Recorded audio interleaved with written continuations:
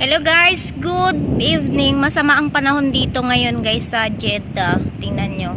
Kakatapos lang ulan guys. O, tingnan nyo. Basang-basa pa.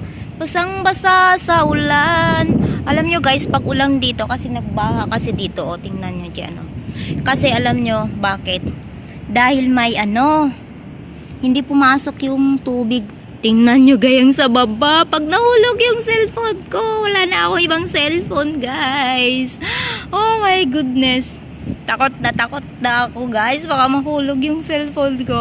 Sana hindi naman. Ayan ang sa baba, guys. Kasi nandito kasi ako sa rooftop, oh. Tinitingnan ko kasi yung panahon dito sa guys. Sa labas. Kasi masama kasi ang panahon ngayon. Medyo maulan. Diba, guys? So, nakakatakot dito pag ulan siya. Bumabaha, pumapasok doon sa loob ng bahay namin ang tubig, guys.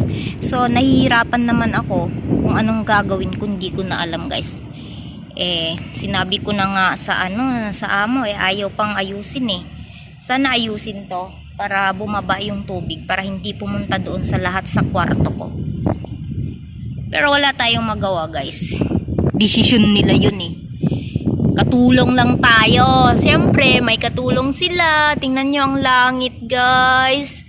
Hindi siya masyadong maliwanag. Madilim siya. Ayan. Tingnan nyo, diba? Guys, nakakalungkot. Parang namimiss mo yung Pilipinas. Pag ganito, pag ulan-ulan, gusto mo nang umuwi ng Pilipinas. Sige guys, bye-bye.